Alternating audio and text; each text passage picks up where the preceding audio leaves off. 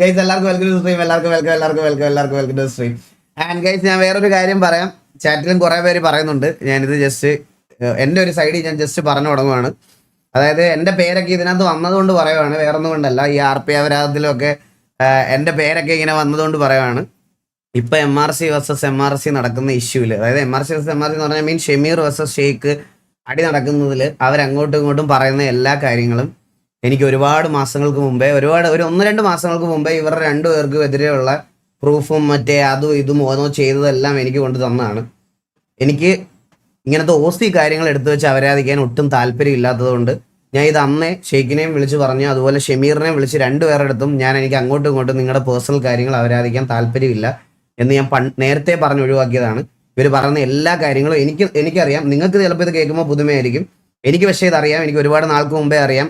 സിറ്റിയിലെ സിറ്റുവേഷന്, അവരുടെ ബൂട്ട് ക്യാമ്പിലെ കാര്യങ്ങൾ എനിക്ക് വിളിച്ച് പറയാൻ താല്പര്യമില്ലായിരുന്നു. പക്ഷേ അലിൻ ജോസ് പെരേരയുടെ ഒക്കെ ആ സിറ്റുവേഷൻ വന്നപ്പം ഷെമീർ അത് പറഞ്ഞപ്പോഴാണ് ഞാൻ അന്ന് ഇതുപോലെ പറഞ്ഞത്, വെറുതെ എന്നെ കൊണ്ടൊന്നും പറയിക്കരുതെന്ന്. എനിക്കിത് നല്ലതുപോലെ നേരത്തെ തൊട്ടേ അറിയാം. എനിക്ക് പക്ഷേ ഇപ്പോഴും ഞാൻ പറയുക ഗൈസ്, അവരുടെ ഇടയ്ക്ക് നടന്ന പ്രശ്നങ്ങൾ ഒരിക്കലും എനിക്ക് ആഘോഷിക്കാനും അത് വിളിച്ചു പറയാനും എനിക്ക് താല്പര്യമില്ല. കാരണം TV ക്കകത്ത് ഇതുപോലെ ഒരു വർഷം മുമ്പ് എനിക്ക് ഈ ഒരു സിറ്റുവേഷൻ ഫേസ് ചെയ്യേണ്ട വന്നതാണ്. അതുകൊണ്ട് അതിൻ്റെ വിഷമവും എല്ലാം അറിയാം.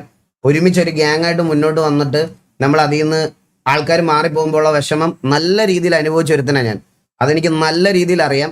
പക്ഷേ എൻ്റെ സൈഡ് ഞാൻ പറയാമല്ലോ, ഞാനും റിബലും ചിലപ്പോൾ ഒരുപക്ഷെ സംസാരിച്ചിരുന്നെങ്കിൽ നിങ്ങൾ ഇതുപോലെ കാണേണ്ട വന്നേനെ.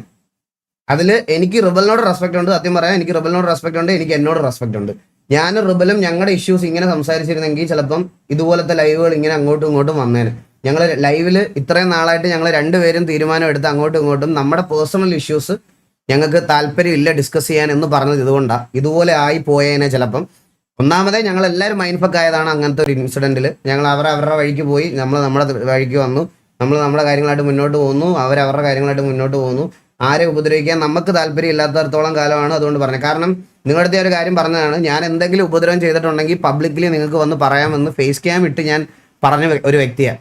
ഇന്ന് എൻ്റെ ഗ്യാങ്ങിൽ നിന്ന് ഇറങ്ങിയവർ നമ്മുടെ ഏറ്റവും വലിയ റൈവലറി ഗ്യാങ്ങിലാണ് കളിക്കുന്നത്. അതായത് ദിഗോഡും പപ്പടം അടക്കം എല്ലാവരും അവിടെ കളിക്കുന്നത്. എന്നിട്ട് പോലും എന്നെപ്പറ്റി അവർ ഇതുവരെ ഒന്നും വന്ന് പറഞ്ഞിട്ടുമില്ല. പറയാനുള്ള അവസരം ഒന്നാമത്തെ കാര്യം ഞാൻ ഉണ്ടാക്കിയിട്ടില്ല. അത് ഇങ്ങനത്തെ ഒരു ഇഷ്യൂ ഉണ്ടായപ്പോഴും ആരും വന്ന് സംസാരിക്കാറില്ല. കാരണം ഇൻ ബിറ്റ്വീൻ ഞങ്ങൾ അതിനകത്ത് അങ്ങനെ ഞങ്ങൾക്ക് ഇൻ ബിറ്റ്വീൻ TVക്കകത്ത് ഞങ്ങൾ അതിനെ തമ്മിലടി ആയിട്ടില്ല. ഉണ്ടായത് ഞാനും റിബലും തമ്മിലുള്ള ഇഷ്യൂ ആയിരുന്നു. അത് നമ്മൾ അവിടെ വിട്ടതാണ്. അതുപോലെ ഈ ഒരു കാര്യത്തിലും ഇനി ഇവർ രണ്ട് സൈഡിൽ നിന്ന് ആരൊക്കെ എന്തൊക്കെ എന്നെ ഡ്രാഗ് ചെയ്താലും എനിക്കിതിൽ ഇടപെടാൻ താല്പര്യമില്ല. തൊപ്പി എക്സ്പോസ്ഡ് ബ്രോ, ഞാൻ ഷെമീറിന്റെ വീഡിയോ ഞാൻ കണ്ട്. അതൊക്കെ ഒരു സൈഡ് മാത്രമല്ല നിങ്ങൾ കേൾക്കുന്നുള്ളൂ. തൊപ്പിക്ക് പറയാനുള്ളത് തൊപ്പി ഒന്ന് പറഞ്ഞോട്ടെ.